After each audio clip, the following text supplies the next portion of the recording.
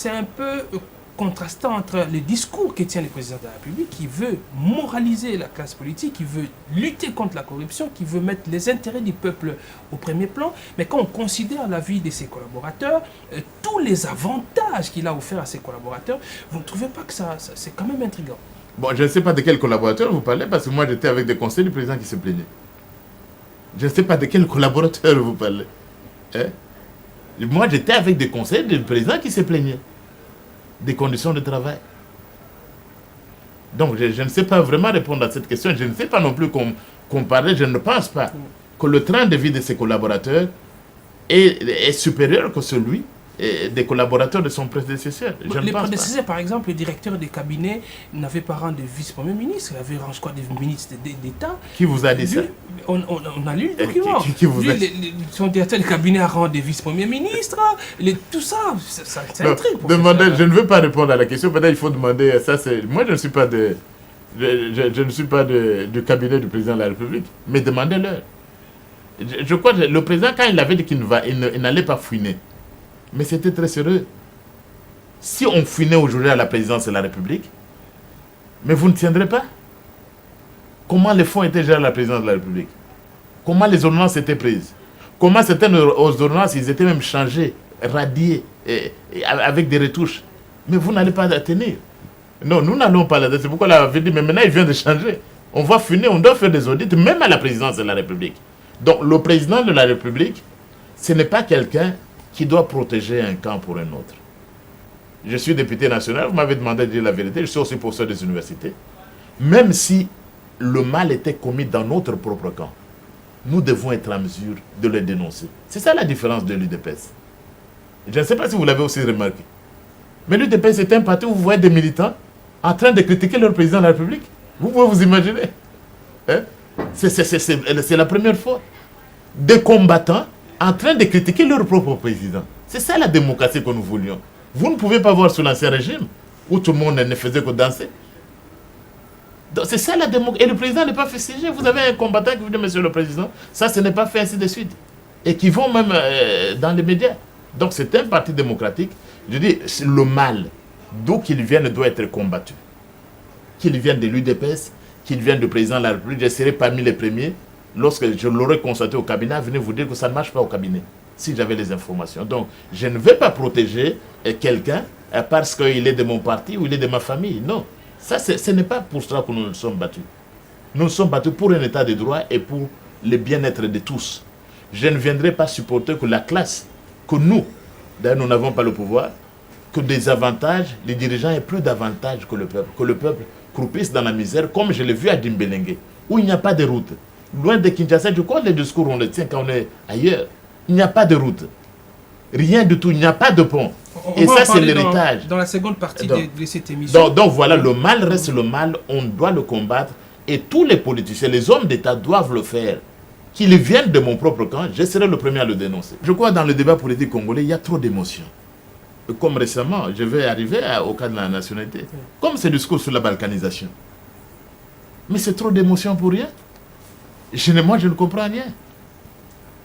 Mais la balkanisation, si on n'a pas connu la balkanisation, quand le pays était divisé entre le RCD d'un côté avec une partie du territoire, le MLC, le gouvernement Kabila, on n'a pas connu de balkanisation. C'est aujourd'hui qu'on va connaître la balkanisation? Non. Mais il y a quand même des éminentes personnalités qui tirent la sonnette d'alarme, tel que le cardinal. Non, je crois que le cardinal est allé trop loin. Il est allé trop loin. Il n'y aura pas de balkanisation dans ce pays. Il ne faut pas tirer sur la corde sensible. Et je regrette. Il n'y aura pas de balkanisation. Parce que la balkanisation apparaît ici comme un mot nouveau. Non. Mais est-ce que la menace Il n'y aura pas de balkanisation. La menace peut exister. Et même aujourd'hui, en droit international, vous savez, vous prenez l'acte constitutif de l'Union africaine. Nous sommes membres de l'Union africaine. Mais aucun pays, ce n'est pas autorisé en droit international. Qui va permettre la balkanisation? Lorsque nous étions envahis par des troupes étrangères, il n'y a pas eu balkanisation. C'est aujourd'hui que Félix Tshisekedi et son gouvernement, le président, est en train de mettre fin à la guerre de l'Est. Quelque chose qu'on n'a pas connu pendant 18 ans. Du coup, on doit parler des choses quand même positivement, non? Mais on va finir avec l'instabilité à l'Est. Et nos compatriotes de Bénin sont en train de regretter pourquoi ils n'ont pas voté massivement pour Félix Tshisekedi. On va finir. On va mettre la paix dans ce pays, on va finir. Il n'y aura pas de balkanisation, il ne faut pas rêver. Il n'y en aura pas. Ce n'est pas possible. Donc on touche à d'autres discours, je ne comprends pas ce qui se passe. Bon, évidemment, le cardinal n'est pas un juriste ou d'autres personnes ne sont pas des juristes pour vous dire qu'en droit interne ou en droit international, c'est totalement interdit. Leur nationalité ne provient même pas de l'ordonnance signée par le président Mobutu, mais c'est la Constitution qui leur octroie. Le texte actuel, c'est la Constitution. Il ne faut pas aller secouer la tombe du maréchal pour ça. C'est ça le texte. C'est ça la Constitution. Et plus question de l'ordonnance de tel, non. C'est ça la Constitution qui nous régit. Et c'est sur cette base que le président de la République a dit, à juste titre, que les Banyamulenge, comme d'autres groupes, ils sont congolais d'origine.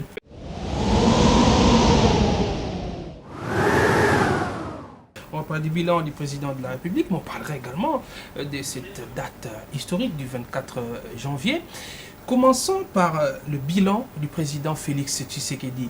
Professeur, sincèrement, vous pensez que à une année après avoir pris le pouvoir, le bilan du président Félix Tshisekedi est excellent?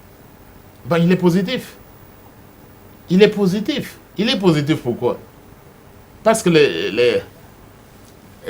Félix Tshisekedi a fait dans 5 mois ou dans une année ce que d'autres n'ont pas fait pendant 18 ans. Comme quoi, par exemple? Mais comme quoi, on vous dit que la guerre à l'Est est en train de finir.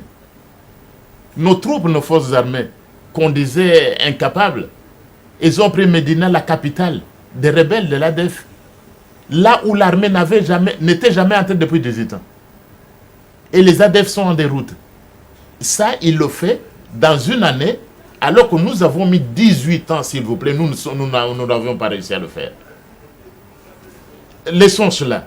Félix Tshisekedi arrive au pouvoir, il est là. Malgré cet environnement-là, difficile, où on lui fait des crocs en jambes et des blocages, mais il se souvient de la Constitution. L'enseignement gratuit à l'école primaire. C'était consigné dans ce texte que vous et moi, et tout le peuple, nous avions adopté lors du référendum. La Constitution promulguée depuis 2006.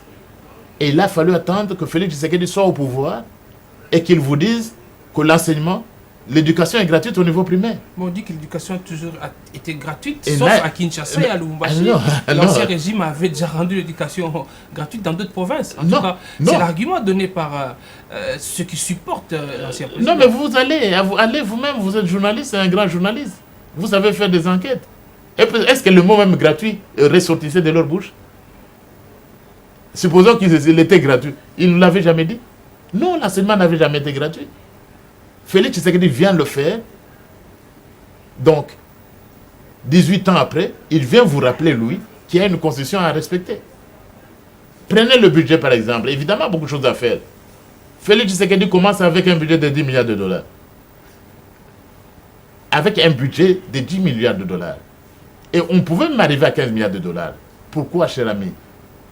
Mais il y a des entreprises publiques qui sont des vaches à lait des individus, ou des partis politiques, ou des regroupements politiques. Il y a des entreprises publiques ici dans le pays, on vous dit, telle entreprise, c'est pour vous occuper des mamans telles. Telle entreprise, c'est pour vous occuper des papas tels. Des entreprises publiques. L'argent des contributions. Mais l'argent, les contributions par des entreprises comme la Bralima. Mais tout ne va pas dans les caisses de l'État. C'est dans les caisses des individus. On a parlé de GoPass. 50 $, n'est-ce pas? Avec les taxes qu'on appelait de Kimbuta. Où va cet argent-là? Dans les poches des individus, s'il vous plaît. Et vous savez, dans cette ville de Kinshasa, des immeubles, on dit que ça pousse. Mais d'où vient cet argent-là? Mais on a affaire à des voleurs, des assassins, des gens que le peuple ne peut même pas applaudir. Et je ne comprends même pas notre peuple, quand il applaudit certaines personnes qui ont brillé par la mauvaise gouvernance. Non. Et même ces discours sur la corruption. Évidemment, on n'a pas encore arrêté les gens à cause de la magistrature. Et ça, c'est un chantier et que le président Félix Tshisekedi doit achever. Mais la corruption régnait à mettre ici. Même si on n'est pas encore passé aux actes, et j'espère qu'on va passer aux actes, comme le président a dit que c'est une année d'action. Mais nous avons affaire à une classe politique de corrompus. Un gouvernement de corrompus. Je suis député, vous voulez que je vous dise quelque chose? Oui. Mais l'ancien régime corrompait même ses propres députés pour voter une loi. Vous vous en rendez compte? la majorité corrompait même ses propres députés. Sinon, il ne votait pas de loi. Mais voilà, on met, Félix Tshisekedi, il est sincère, il met tout sur la table. Il doit parler. Mais on vous dira que l'affaire des 15 millions jusqu'à aujourd'hui, la lumière n'a jamais été faite, les présidents n'en parlaient plus. Non, il ne doit pas en parler. Là, nous avons, c'est pour dire, c'est les choses qui doivent être faites. Le président confie le dossier à la magistrature, s'il vous plaît. Parce qu'il ne peut pas rendre justice. Il y a le principe de la séparation des pouvoirs hérités de Montesquieu. Il est de l'exécutif, il y a le législatif, il y a le pouvoir judiciaire. Le dossier a été confié depuis longtemps aux magistrats. Mais demandez aux magistrats, qu'est-ce qu'ils ont fait des dossiers de 15 millions? Demandez-leur. Et même le dossier de 200 millions, les personnes impliquées, ils sont là seulement sous un mandat d'information. Alors qu'ils devaient être arrêtés maintenant. Les personnes là, dans le blanchiment, tout le monde, ils devaient être à Makala. Professeur, on a quand même vu c'est une certaine célérité, entre guillemets, dans cette affaire des 200 millions. On a entendu Albert Youma, on a entendu ses collaborateurs, mais affaire 15 millions, les directeurs de cabinet n'ont jamais été entendus. Je ne sais pas, on les a seulement entendus. Le président a demandé à la justice, faites votre travail, même si ça vient de mon propre cabinet. Et puis vous savez quoi? L'enquête sur les 15 millions a été révélée par qui? Par l'inspection générale des finances, qui dépend directement du président de la République. Mais le président, on aurait pu cacher. Vous savez combien de scandales? C'est la première fois que vous entendez qu'il y a une institution qui dépend du président de la République et qui révèle des scandales à la présidence de la République. Sous l'Ancien Régime, vous avez entendu des choses pareilles? Non, jamais. Donc le président a autorisé que même si ça fait de son propre cabinet, la justice s'en occupe. Mais le problème, nous avons effectivement un problème avec l'appareil judiciaire. Et j'espère que l'une des actions puissantes que le président de la République devra faire, c'est nettoyer l'appareil judiciaire de tous ces brebis galeuses qui ne comprennent pas que la justice est rendue au nom du peuple congolais. Professeur, il y a cette maman qui est en train de vous suivre, ces chailleurs qui travaillent ici en ville, qui est en train de vous suivre. Quand vous dites que le bilan du président est positif, mais il vous dira, mais il a trouvé le dollar, le taux du dollar à combien? On en est à combien maintenant? Sur le marché, l'oignon qu'on achetait à 100 francs hier, aujourd'hui on l'achète à 300 francs congolais, mais dans nos assiettes on ne sent pas cette positivité. Bon, je comprends, mais ils vont le sentir, parce qu'on vient de trop loin. On vient d'un trou profond. Vous avez vu les images de Dimbélenge. On vient de trop loin. Ce que nous avons hérité, ce que le président Félix Tshisekedi a hérité des artisans de l'inanition de la nation, mais c'est l'amour de la nation. Il essaie tout simplement de remettre le Congo debout. Rien du tout. Qu'on finisse la guerre à l'Est, qu'on mette la justice en marche, je crois que tout cela va venir. Il y a lieu d'espérer en si peu de temps.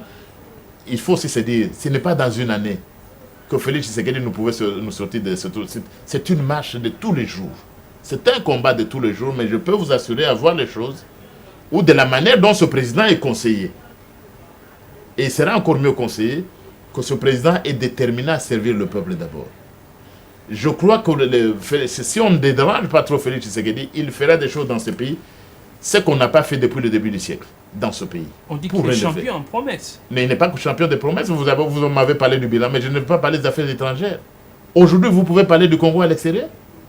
Le Congo est respecté à l'extérieur. On entend la voix du Congo. Mais nous avions, pendant 18 ans, nous avons un régime où les gens avaient peur d'assister aux conférences internationales. Les gens avaient peur de parler dans le concert des nations. Les gens étaient en train de... Les rencontres internationales où le Congo, le grand Congo pouvait parler. Mais les gens se terraient dans des fermes au lieu d'aller parler au nom du Congo. Ça, c'est pour justifier tous ces voyages. Bon, mais ça vaut la peine. Ça vaut la peine parce qu'on ne peut pas vivre en vase clos. On ne peut pas vivre en vase clos. Évidemment, il y a de l'argent qui va, mais c'est nécessaire. Parce que le Congo doit jouer le rôle qui lui revient dans le concert des nations. Nous ne sommes pas un petit pays. C'est pourquoi ça fait mal quand il y a des gens qui bloquent. Mais vous bloquez Félix Tshisekedi, vous bloquez vous-même. Vous bloquez la nation. Qu'est-ce que le Congo représente aujourd'hui? Qu'est-ce qu'il doit représenter? Nous devons jouer un rôle de premier plan sur ce continent, dépasser l'Afrique du Sud, dépasser le Nigeria. Le Congo, quand on entend la voix du Congo, ça doit faire trembler. Et on doit améliorer les conditions de vie de notre peuple. C'est sûr que notre peuple est impatient. Et il a raison. Il a raison, mais qu'il le soutienne, qu'il supporte Félix Tshisekedi, surtout parce qu'il soutienne les actions positives qui sont faites. Notre peuple a raison. Vous savez, quand les gens ont souffert pendant trop longtemps, Ils veulent aller vite. Et je le comprends, je fais partie de ce peuple. Nous n'avons pas encore vu le travail. Mais, vous savez, quand on plante, ce n'est pas le même jour que ça produit du fruit. Il faut soutenir le président parce qu'on n'a pas de choix.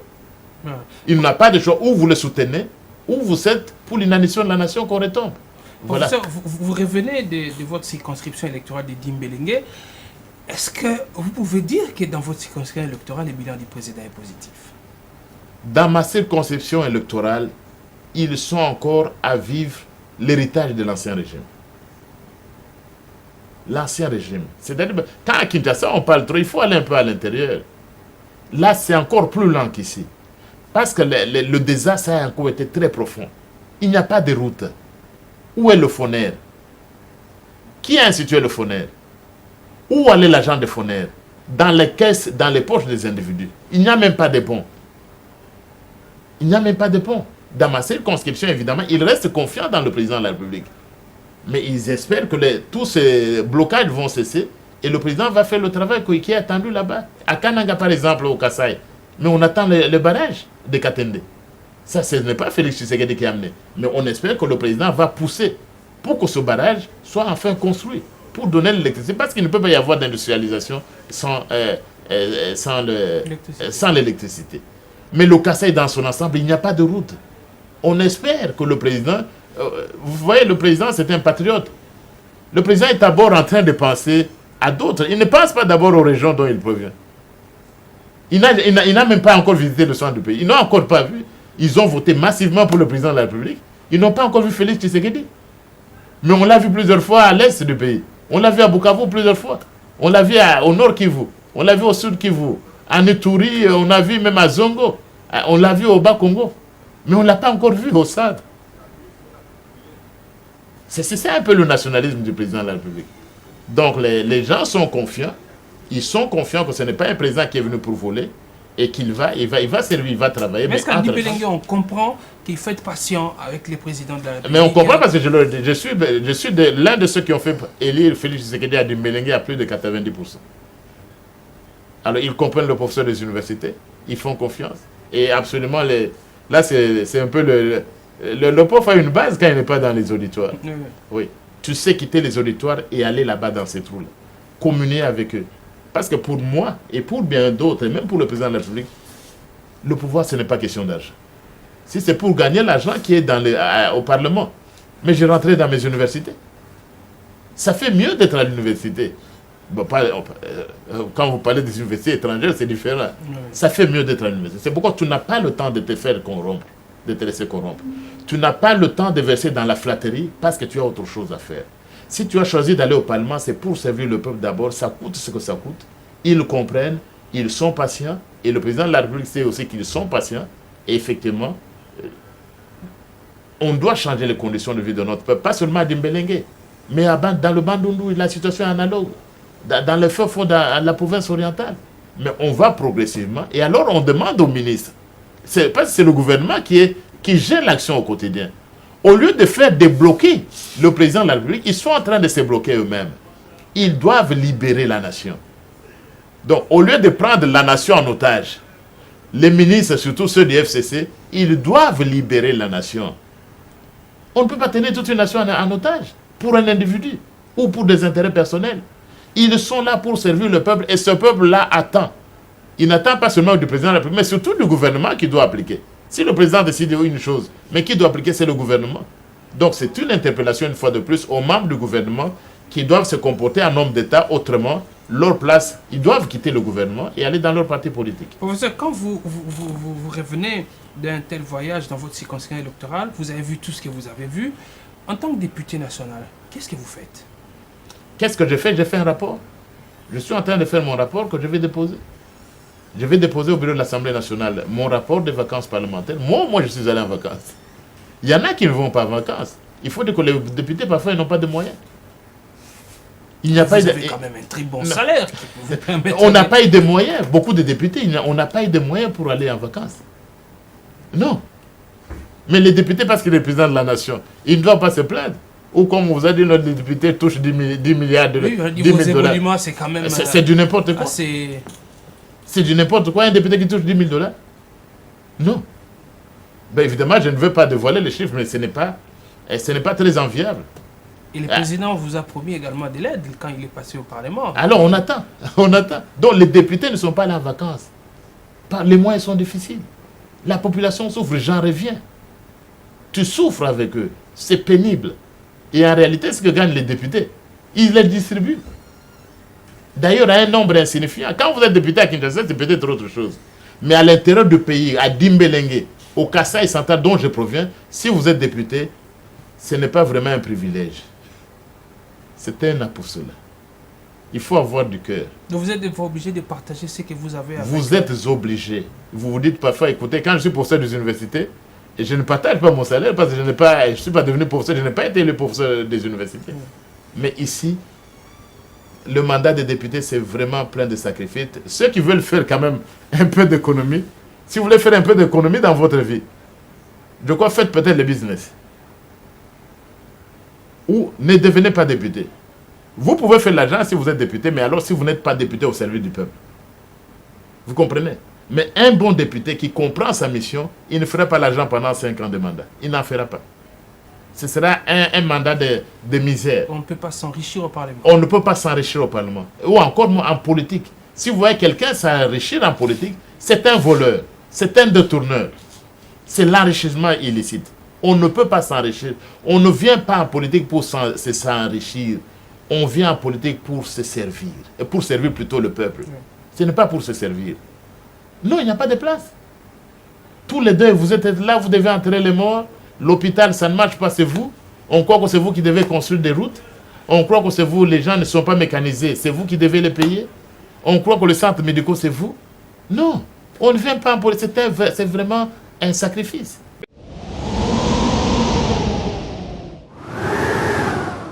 On va maintenant parler, professeur, de cette date du 24 janvier. Ça va faire une année depuis que le président de la République a pris officiellement ses fonctions. Il y avait une polémique dernièrement ici par rapport aux festivités qui devaient être organisées. On a parlé des millions de dollars de budget. Le peuple s'est levé, le peuple a dit non. Le président de la République, le gouvernement également a apparemment entendu la voix du peuple disant non, on met de côté. Mais il y a des rumeurs qui circulent aussi selon lesquelles le président prévoit un meeting, il voudrait parler avec le peuple ce jour-là. Selon vous, comment devrions-nous passer cette journée du 24 janvier? Bon, moi, je crois d'abord la journée c'est une grande journée, c'est une journée historique, mais ça ne valait pas 6 millions ou des millions. Effectivement, c'est toujours dans le système-là de blocage. L'idée de 6 millions était venue des membres du gouvernement du FCC. C'était un piège. C'est pas venu du ministre après le président de la République. Non, ce n'est pas venu du ministre, c'est venu d'un membre, et on l'a même cité le nom, c'est de M. Germain Kamminga. Parce que le nom a été rendu public, ce n'est pas moi qui décide, c'est dans les médias. C'est venu des membres du FCC. Oui, oui. Mais on comprend, oui, ils étaient habitués à ça, sous l'ancien régime. Alors tu vois, on ne change pas de peau en l'espace d'un jour. L'idée est venue de lui, le ministre du près du gouvernement, dès lors qu'on s'était pris à la réunion du gouvernement, c'est lui qui a été chargé d'annoncer. Le ministre et le président n'y étaient pour rien. Au nom de la solidarité gouvernementale, la décision a été prise. Le Premier ministre vous charge. Il n'a fait que ça, le pauvre. Peut-être l'idée de la célébration, mais tous ces chiffres... C'est ça les chiffres. Les chiffres, non. Je crois que c'est un événement important dans l'histoire. Ça, c'est un événement important parce que pour quelqu'un qui étudie le droit constitutionnel comparé, la science politique contemporaine, c'est la première fois. C'est la première fois depuis le début du siècle. C'est la première fois depuis le début du 3e millénaire qu'il y a une telle alternance en Afrique centrale. Ça mérite d'être célébré. Parce que souvent, le peuple doit parfois, on est souvent trop pessimiste, mais il faut parfois célébrer les petites victoires. Ça n'a jamais eu lieu en Afrique centrale et c'est dans très peu de pays africains ça a eu lieu. On doit célébrer cela. C'est un grand événement. C'est un événement historique majeur dans l'histoire de notre pays. Et je crois que le peuple doit s'en souvenir. Et en réalité, c'est la victoire du peuple. Le 24, ce n'est pas la victoire de Félix Tshisekedi. C'est la victoire de tout un peuple qui a décidé de mettre fin à un système et de commencer une expérience nouvelle comme il avait prévu dans la Constitution parce que l'alternance démocratique est prévue dans l'exposé des motifs de la Constitution. C'est la victoire de tout un peuple. Ce n'est pas la victoire d'un individu. Et ce peuple-là doit célébrer. Et en même temps, envoyer un message. Envoyer un message au peuple. Envoyer un message, le président est conscient. Papa Lobaki, le peuple d'abord. Il faut soutenir le président de la République quand il dit le peuple d'abord. Parce que je vous dis, si le président Félix Tshisekedi est laissé à lui-même, mais vous savez, le pouvoir corrompt. Et le pouvoir corrompt. Il peut aussi devenir un dictateur, mais il ne le deviendra pas, parce qu'il n'a pas un entourage de flatteurs qui lui permet, qui va autoriser le président Félix Tshisekedi de devenir, ou de lui dire, monsieur le président, Totondi on a noté Tikala pendant 100 ans. Le président Félix Tshisekedi n'a pas cet entourage-là de flatteurs. Donc, notre peuple doit célébrer l'événement, en même temps comprendre que le président Félix Tshisekedi ne fera rien s'il est laissé seul. S'il n'a pas le soutien de tout un peuple, il ne fera rien. Devant tous ces corrompus, tous ces blanchisseurs d'argent, il ne peut rien faire s'il n'a pas le soutien de tout un peuple. Et ce peuple doit non seulement lui rappeler chaque jour, monsieur le président, le peuple d'abord, mais en même temps lui donner le moyen, le soutien nécessaire pour qu'il mène les actions jusqu'au bout, les actions qui permettent de servir le peuple d'abord. Donc ici, on n'a pas besoin d'être téléspectateur ou spectateur. On doit le lui rappeler parce qu'il doit nous rendre des comptes. C'est notre élu. Mais en même temps, on doit le soutenir pour qu'il mène des actions concrètes pour servir le peuple. Parce que sinon, aucune action ne peut réussir sans le soutien de ce même peuple qu'il a porté au pouvoir. Mais professeur, quand ceux qui ont dit hier Kabila Totondiote, Poussanayo et Zananou ont été accueillis à bras ouverts par l'actuel président, vous ne craignez pas demain qu'on ait Fachi Désir? Non, ils ne sont pas dans son entourage, vous ne les avez pas vus. Vous n'avez entendu personne dans l'entourage de Fachi Désir, non. Le président de la République, il est là, c'est un homme. Il a des qualités formidables. Il a aussi des faiblesses comme tous les hommes. Il peut dire là, il peut se tromper comme tous les hommes. Il peut s'égarer comme tous les hommes. C'est un homme ordinaire. C'est un président normal s'il fallait parler comme les Français. Ce n'est pas un président venu tout droit des nuées du ciel, non. C'est un homme parmi les hommes. Mais pour avancer, il doit avoir le soutien. Il n'a pas besoin de mauvais conseillers. Non, il n'en a pas besoin. Et tous ceux qui sont autour du président de la République aussi, ils sont interpellés. Je crois que vous l'avez aussi entendu à Londres. Ils sont interpellés. Vous êtes là en train de servir un président qui a dit le peuple d'abord, et vous allez vous enrichir. Non, mais de telles personnes devraient être mises à côté. Le bic rouge devrait aussi s'appliquer même pour ces gens-là, de son propre entourage qui ne comprennent pas qu'on lui a dit le peuple d'abord, et vous croyez qu'il faut vous servir. Donc la même règle est pour les membres du gouvernement. Et pour les membres du cabinet qui ne vont pas dans le sens du peuple d'abord, ils devraient aussi subir ou bien être victimes du bic rouge dont il a parlé. Voilà. Alors, par rapport à cette date du 24 janvier, professeur, selon vous, comment devrions-nous célébrer cette date? C'est vrai que la question d'argent a fâché, les gens ont parlé, mais est-ce qu'il devrait y avoir des conférences dans des universités? Le président devrait s'adresser au peuple au travers d'un meeting populaire. Comment devrions-nous célébrer cela? Bon, je ne suis pas dans le secret du président de la République, je sais qu'il est encore à Londres, il doit aller à Davos, mais je crois que ce jour-là, il doit se parler, il doit s'exprimer. Hein? Le président va je crois, je ne maîtrise pas son agenda, je ne l'élabore pas, mais je crois que le président de la République va parler le 24 juin. Mais je ne vous dis pas qu'il va parler au stade. Vous comprenez? Oui. Je ne vous dis pas qu'il va parler au stade, ou il va parler, non. Je crois que le président de la République ira à la messe, sûrement il ira à une messe ou à un culte religieux, pour rendre grâce à Dieu, parce que ce changement n'a été possible que grâce à Dieu. Et vous savez, c'est un président qui est entré pour la première fois dans l'histoire de notre pays, qui a consacré le Congo à Dieu. Vous l'avez vu. Il était au stade. Le président a confié le Congo à Dieu, parce que sans Dieu, c'est comme on dit dans la Bible, si l'Éternel ne bâtit pas la maison, ceux qui construisent, je ne suis pas un pasteur, il travaille en vain. Il a confié, lui, il a confié à Dieu. Je crois que le 24, il va rendre grâce à Dieu. Et le 24, il va parler. Pas nécessairement, je ne sais pas où il va parler, mais il devra parler à son peuple. Parce que c'est un événement majeur. Alors, et il devrait y avoir effectivement des conférences. Les médias, j'imagine que la RTGA, qui est une télévision que je respecte beaucoup, j'imagine que ce jour-là, vous allez consacrer, même la veille déjà, des journées. Parce que vous avez aussi le travail d'éduquer ce peuple, l'éducation politique. Je crois que la journée, vous allez inviter des personnes de toute obédience dans vos émissions pour parler un peu de cet événement historique. Parce que c'est rare dans l'histoire de notre pays. Des gens sont morts sans avoir vu l'alternance, sans avoir connu l'alternance depuis 60. Mais nous, cette génération a eu cette chance-là, et c'est un événement historique et majeur que nous devons reconnaître dans notre pays. Est-ce qu'on devrait, ou le président devrait impérativement associer son partenaire d'alternance, comme il le dit lui-même, le sénateur à vie Joseph Kabila, parce qu'on ne parle quand même pas alternance, sans voir également l'autre camp, le FCC ou le président qui est parti? Non, pas nécessairement. Pas nécessairement. Je crois que plutôt... N'a-t-il pas facilité cette alternance? Je crois que plutôt il y a des gens qui sont morts pour la démocratie. L'alternance n'a pas été un cadeau. Le pouvoir de Félix Tshisekedi, ça n'a pas été un cadeau de qui que ce soit. C'est le peuple, des gens sont morts, vous en savez. Des journalistes sont... la presse a été muselée. Des gens sont morts dans les cachots de la mer. D'autres n'ont même pas vu le jour. Ce sont eux les pères de l'alternance.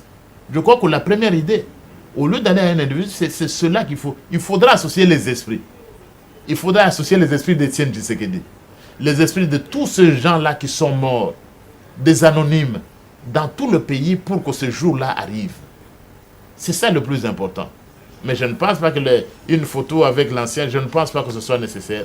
Et je ne pense pas. Le président doit plutôt, c'est lui le bénéficiaire de l'alternance. On a eu l'alternance parce que notre peuple l'a voulu. C'est au peuple d'abord que la journée doit être dédiée et non pas à un individu. Mais pourquoi ne pas faire comme Mandela, qui n'avait pas rejeté son ancien bourreau, entre guillemets. Il a d'ailleurs partagé son... Mais il n'a pas rejeté. Vous n'avez pas appris qu'il y a 2 semaines, l'ancien président, le sénateur à vie, était à l'Union africaine.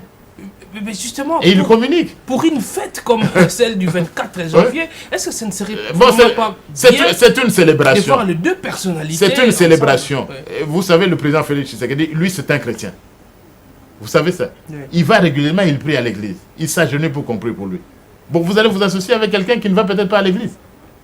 Parce que si la fête, vous voulez qu'on la fête, c'est à l'église. Normalement, ils sont tous des protestants, parce que le président Kabila aussi, il est protestant. Hein? Donc, si le président Tshisekedi prend la communion, oui, chez les catholiques, je ne sais où, il va s'associer, l'autre personne va venir, lui qui ne communie pas. Non, laissons cette histoire-là. Je crois que c'est d'abord, il peut, ça dépend de lui. Oui. Ça dépend de lui. J'ai dit aussi dans le passé que le sénateur à vie, c'est notre sénateur à vie. Hein? Il ne peut pas être la propriété d'un parti, des FCC ou de qui. C'est notre sénateur à vie. C'est nous qui l'avons fait, sénateur à vie. Il nous appartient à nous tous. Donc, mais je dis que ce jour-là, le peuple d'abord, on attend d'abord que le président parle, il va remercier Dieu et que le président parle au peuple. Et c'est ça, c'est le plus important. C'est le plus important pour moi. Voilà. Professeur André Mbata, je vous remercie d'avoir répondu à nos questions. Je vous remercie de m'avoir invité. Et comme c'est la première fois que j'étais à votre émission, je souhaite toutes les bonnes choses à RTGA. J'espère que vous allez continuer sous la même lancée. Vous avez beaucoup évolué à RTGA, c'est-à-dire vous plaçant désormais au milieu du village. Ce n'est plus une RTGA où les gens avaient peur de venir parce que la RTGA était alignée sur un regroupement politique. Mais on est actuellement fiers de venir à la RTGA et d'en parler. Et je crois que vos émissions sont actuellement très bien suivies aussi dans le monde. Merci beaucoup, professeur. Estimez-vous que le professeur André Mbata a dit la vérité, toute la vérité et rien que la vérité? Si oui, faites-le nous savoir. Sinon, faites-le nous savoir également. Nous ferons un effort de lui faire parvenir vos réactions. Merci à vous de nous avoir suivis. On se retrouve très prochainement.